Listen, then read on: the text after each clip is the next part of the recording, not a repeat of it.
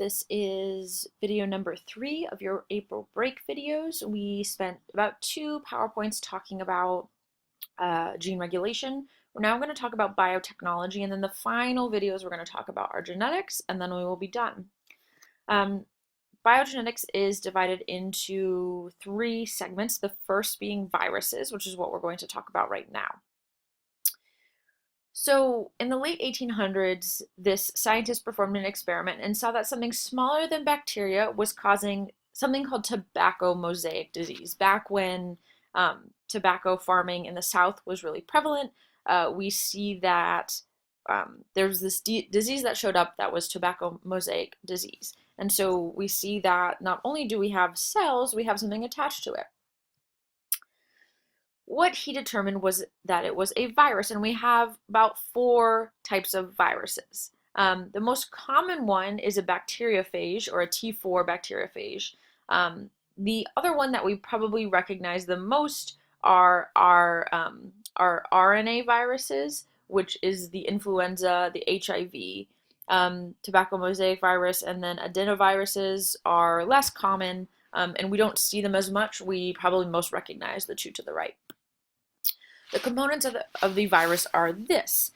Typically, they consist of 2 main types of molecules, proteins, which make up the outer part, and then nucleic acids, which make up the viral DNA.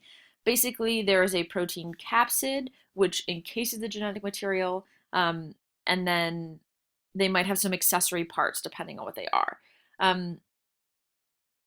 Some have some like phospholipids and glycoproteins, but most of them don't. This is the basic reproduction of a virus. Essentially what happens is that it is going to enter and uncoat. So the virus enters the host cell, it uncoats its outer part, and it releases the viral DNA into the cell. Using that viral DNA, it's going to create 2 things. It's going to create more viral DNA, and then it's going to attach to the host cell's mRNA, and it's going to start making more capsid proteins to make the outer shell again.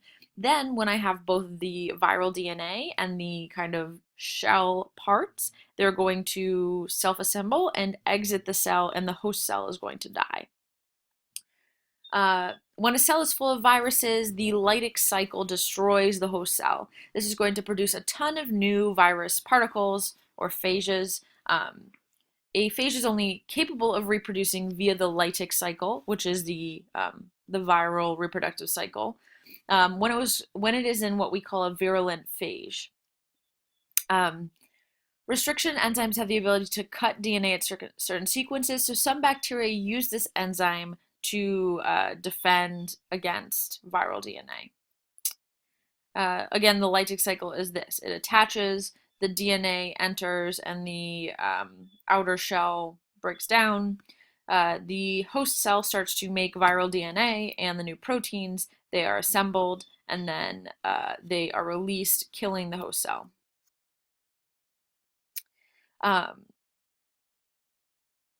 It is important to recognize that the viral life cycle starts with 1 and multiplies exponentially very quickly. Phages can also reproduce by making copies of its genetic material without making any new viruses. Yet, we call this the lysogenic cycle. The viral genetic material gets incorporated into the host cell's genome, and when this happens, the viral DNA is called a prophage.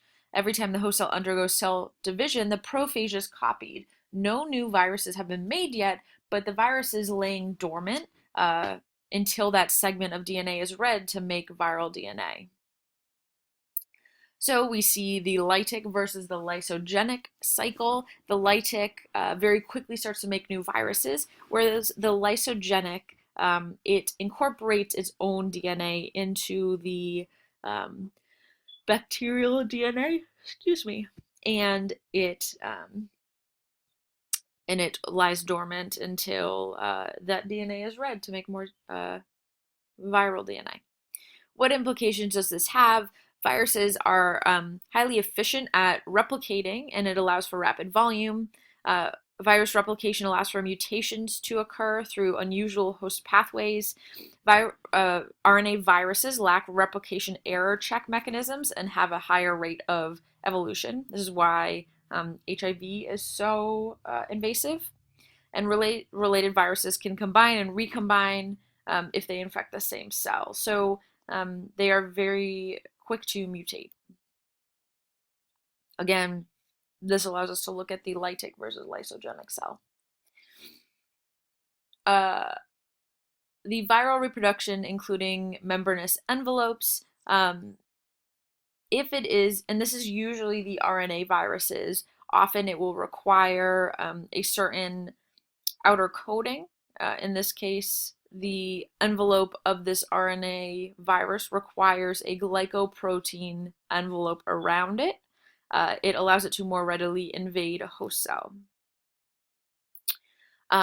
Viruses that infect animals have the widest range of RNA genomes. Some of these are called retroviruses. They use an enzyme called reverse transcriptase to copy their RNA genome into DNA. This goes opposed to the dogma that we go from DNA to RNA to protein.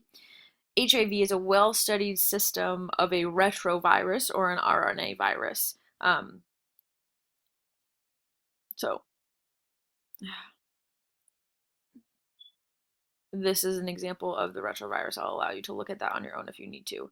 Plant viruses, most plant viruses are actually retroviruses. They spread disease in two ways. They either enter through the cell walls or they are inherited from a parent. Viroids are small circular RNA molecules that can replicate within a host cell, but they don't encode proteins.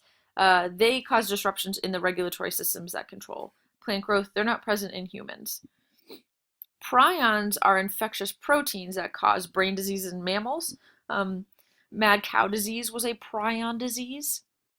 They reproduce by turning healthy proteins into infectious proteins or prions. Creutzfeldt-Jakob's disease was also a prion disease. Scrapie in sheep, mad cow disease. The only way you can get this is by consuming the diseased proteins. There is I believe it's a tribe in Papua New Guinea who engaged in the practice of eating brain matter of their dead ancestors. There was a prion disease going around because they ate the brain matter. So for example, Creutzfeldt-Jakob disease is caused by abnormal proteins called prions that are not killed by standard methods of sterilization. So they're very hard to kill. As they build up, the brain starts to shrink and the tissue fills with holes until it resembles a sponge. Basically, it is always fatal within a year of the onset of the illness. So the next section that we are talking about is genetic engineering. When we're talking about genetic engineering or this idea of biotechnology, we want to think about what is the ability to manipulate a biological process in order to serve our societal needs. And the reason we introduce viruses the first section is because viruses and their very simple DNA is often used as a model. There are four main types of biotechnology. Transgenic biotechnology, which is mixing the genetics from multiple sources. Reproductive cloning, which is cloning certain species. Reprogramming of cells, using stem cells to become a new tissue, potentially. And forensic biotechnology, which is the use of restriction enzymes and electrophoresis to distinguish one person from another, often used in criminal forensics. As we go through the follow slides, you're going to be presented with different techniques of how biotechnology is being used. These are all just examples, and often on the AP exam, they will ask your opinion on what is the ethical line. There's no right answer here. You just need to back up your justification with science. So transgenic biotechnology. This is an example. The pituitary gland produces a crucial hormone called human growth hormone. This peptide hormone provides for normal growth and development. If the pituitary gland is defective, then growth is really stunted. For many years, HGH had to be extracted from other humans to supplement someone who had a deficiency. Starting in the mid 1980s, they found that they could insert HGH, the gene, into a plasmid and make recombinant DNA because it contains DNA from multiple sources. It's put in a bacteria, and then the bacteria starts to transcribe this HGH, and then it could be implanted in a person who had limited HGH. What is a plasmid? A plasmid is a small circular piece of DNA that not only separates it from the chromosome, but can replicate independently. It is used super, super frequently for biotechnology purposes. How do they cut the genes of interest out of the genome? So I want HGH. A portion of the DNA strand has this sequence, GGA-TCC. I have a specific enzyme that recognizes that sequence. It reads up until the end of that sequence. It cuts, it reads the DNA, and then it finds the next sequence that is identical, cuts it again, and it gives you this DNA fragment that is ready to be fused into the plasmid, or that circular DNA. How does the fragment then get spliced?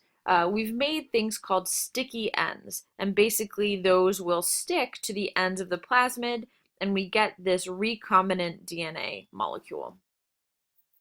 Another example is the pancreas and its production of insulin. This is a peptide hormone that ensures that glucose is taken up by the cells. People with different versions of diabetes may not have this hormone until very recently they needed a pump and things like this. Using a very similar technique to what we talked about before, scientists were able to make synthetic insulin. And so when we talk about people who now have an insulin pump, it is the synthetic insulin that's made in a lab using the plasmid. Another example, golden rice. We saw that in countries that ate a lot of rice, Asia, India, Africa, we saw a vitamin deficiency because rice is not very high in a lot of the vitamins you need. Golden rice is genetically modified with beta carotene. They used a bacterium and a segment of DNA from daffodils to make this yellow rice that has vitamins that are necessary. Next, reproductive cloning. What is a clone? It's the exact genetic replica. We've cloned DNA, we've cloned cells, we've cloned whole organisms. Plants, bananas, potatoes, grapes, all sorts of trees, all sorts of organisms, mainly insects and mammals. The process is called somatic cell nuclear transfer. We basically take the donor and we take an egg. What we then do is we allow for the donor cells to fuse with the egg, and they should become a replica of the donor cell or the egg cell donor. It's implanted in a final organism, and the clone is usually born. You don't need to know that process really well. The question that often comes up is, what if we manipulate animal embryos using recombinant technology to get more beneficial traits? So, for example, this goat has been bred to create a milk that is useful for humans. So when we talk about like the cost of formula or people who aren't able to breastfeed, this is an awesome technological advancement for a cheaper option rather than formula. But we don't know how healthy this is. That's why it's not used right now. The third section of biotechnology is reprogramming cells. This is always stem cells, and this is probably the most controversial besides cloning. Usually, this helps us regenerate